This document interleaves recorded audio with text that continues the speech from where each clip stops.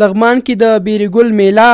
مشاعره او کرنیز نندارتون د لسګونو ګډونوالو په شتون کې ترسره شو. د لغمان ولایت د کرنې او مالدارۍ، اطلاعات او فرهنګ او مهترلام ښاروالۍ له لوري د بیرګل میله، مشاعره او د بیلابیلو توکو کرنیز نندارتون د مرستیال والي، د بیلابیلو ادارو مسؤلینو، لسګونو شاعرانو، مدني فعالانو، ځوانانو او ګڼو نورو په شتون کې ترسره شو. په پیل کې د اطلاعات او فرهنګ رئیس اورنګ صمیم له لوري د دغې میلې او نندارتون ګډونوالو ته د ښه راغلاست ترڅنګ خوښي وښوده چې یو زراعتي تولید د فرهنګ په ژبه او صفت ولس ته معرفي کیږي. د افغانستان په فرهنګي او هنري تاریخ کې د دغسې دودیزو مشاعرو چې هغه ولایت کې هغه متبارز صنعتي او یا هم زراعتي تولیدات د یو مشاعرې په بڼه باندې وړاندې کیږي. لغمان هم داسې یو کور دی چې د ادب او فرهنګ زانګو ده. د هیواد مختلفو ولایتونو ته علمي کادرونه استولی دي او دا ویاړ لغمان لري. د لغمان علمي تاریخ د هیواد په هر ولایت کې خوندي دی. په همدغه مناسبت باندې لکه چې مخکې وویل شو د سمسور لغمان په نوم باندې دودیزه مشاعره دلته شتون لري. خو داسې یو څه موږ چې هغه په کرنیزه برخه کې او د حاصلاتو په برخه کې او د صنعت په برخه کې یو متبارزه نقطه وي موږ نه درلودله. زه د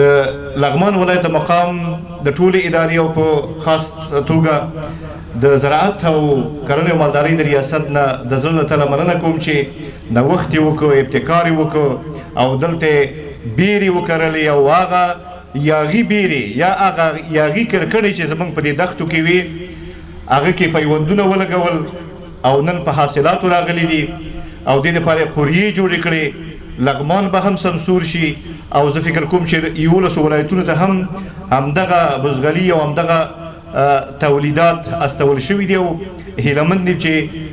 دا تولیدات سراسري شي د افغانستان په 14 ولایتونو کې دا تولیدات زیات شي. د دغه تولیداتو د پیژندنې په خاطر دا پروګرام جوړ شوی دی. مشاعره ولې جوړو؟ مشاعره د دې لپاره موږ جوړه کړه چې ترڅو وکولی شي چې زموږ شاعران، ادیبان او لیکوالان په هنري ژبه د بیرې د تولید هغه اهمیت او صنعت چې کوم دی هغه زموږ هیوادوالو ته د شعر په ژبه بیان کړي. نوموړي وویل له دې سره به لغمان د نورو ولایتونو سره سیال او د دغه صنعت پرمختګ بلا ګړندی شي. په ورته مهال د لغمان مرستیال والي الها شهزاده مظلومیار د کرنې او مالدارۍ او اړوند د نورو ادارو له هڅو او نوښتونو څخه مننه وکړه چې د بیرګل میله، مشاعره او کرنیز نندارتون یې جوړ کړی دی. هغه وویل لغمان د تاریخ په اوږدو کې علمي، سیاسي او فرهنګي سټې درلودې چې د بیرګل د مشاعرو او میلو سره له نورو ولایتونو سره لا ښه سیالي وشو کړای. د رئیس صاحب زراعت نه چې دغه کومې نوې ابتکار او نوښت یې کړی دی او زموږ سیالي د دې ګل په نامه باندې د یو څو نورو ولایاتو سره برابره کړه چې هغه وردګو ولایت دی چې هغې فکر کوم د مڼې ګل په نامه باندې کومه مشاعره لرله او لوګر فکر کوم د سنځلې په نامه باندې لرله او رئیس صاحب د اطلاعات فرهنګ چې ورته اشاره وکړه ننګرهار د نارنج ګل په نامه کومه مشاعره لرله. زمونږ سیالي لږه په دې باندې ورزیاته کړله. هغه په دې معنا باندې چې لغمان عام خپل سمسور لغمان په نامه باندې په پسرلي کې یو مشاعره لري خو د نورو ولایاتو باندې زمونږ دا یو پینټ ورزیات کړ. زه د ټولو نه د ولایت د مقام په نمایندګۍ ته متشکر او ممنون یم. خدای دې ورته خیر ورکړي. دغسې محفلونه او دغسې مشاعرې او دغسې جشنونه د الله تعالی په دې ملک کې زیات کړي او هغه به هلته زیاتېږي چې کله امنیت ډاډمن شي او موږ مطمئن شو سره. الله تعالی دې په خپل غیبي رحم او نصرت سره په دې ملک کې روغ او جوړ او قلاري راولي. دا کوم ورونه چې د مرکزي حکومت قطر ته تللي دي او د طالب نه څه کسان راغلي هلته سره ناست دي، خدای دې د دې په زړه کې د رحم اوبه توی کړي چې په دې ملک کې په شریکه باندې یو روغ او جوړ او صلح او د ارامۍ دپاره کار وکړي چې دغسې مشاعرې او دغسې مبارک محافل او مجالس موږ په مطمئنه فضا کې سر ته سره ورسوو.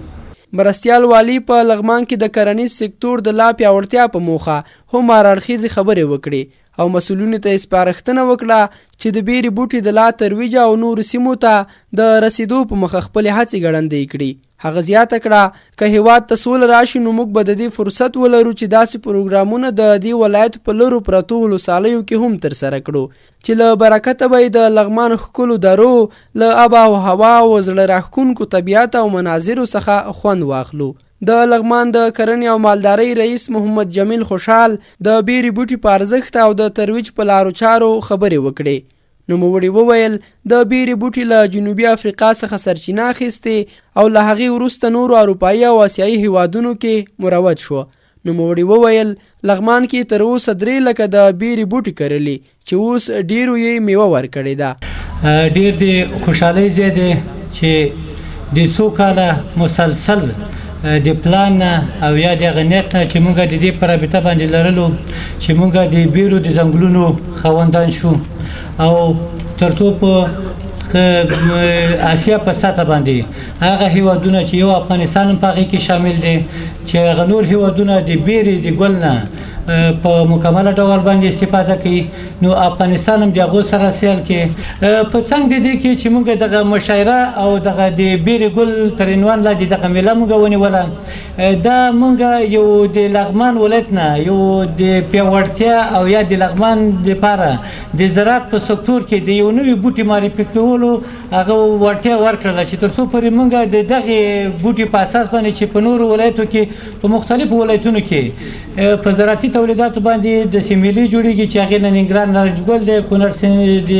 لوګر کې سنځلي ګل دی معاون صاحب چې ذکر کړی په میدان وردګو کې مڼې ګل په بامیانو کې د کچالو ګل دی او هاذا الکیاس په هرات او هغه کې د زعفرانو په هغه باندې دغه میلې جوړیږي نو موږ دا وغوښتله چې موږ د مني په موسم کې چې دغه موږ بیرې کوم تیر کال چې موږ کرلې وي په یو کال په جریان کې دا په ګل باندې هم راغلي دي او اوس عملاً موږ او تاسو به بیا ساحې ته لاړ شو د دې نه به نږدې لیدنه وکړو میوې هم نیولې دي. د کرنې او مالدارۍ رئیس وایي چې نیمروز ولایت ته یې زر د بیرې بوټي ورکړي چې اوس مهال ښه رسېدلي او هغوی ترې د لا زیاتو نیالګیو غوښتنه کړې. خوشحال زیاتوي چې د بیرې بوټي او ګل د اقلیم تغییر د صنعت استفاده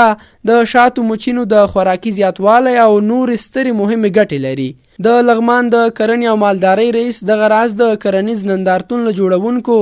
د مننې سربیره له ولسونو غوښتنه وکړه چې هڅه دې وکړي ترڅو ټول خپل کرنیز او زراعتي تولیداتو څخه استفاده وکړي. د ځوانانو په استازولۍ ذبیح الله نیازي هم دغه ډول میلې مشاعرې او کرنیز نندارتونونه خورا ګټور وبلل او د زیاتېدو غوښتونکی شو. هغه وایي د لغمان ځوانان له خپل نظام او حکومت تر شا ولاړ او په هر حال کې د اصلاحاتو او پرمختګونو ملاتړي دي. د بیرې ګل میلې مشاعرې او کرنیز نندارتون په دوام د لسګونو شاعرانو له لوري چمتو شوي شعرونه ترنمونه او دغه راز تمثیلي پارچې ترسره شوې. رفیع الله سلیمانزی، هیرو ټي وي، لغمان.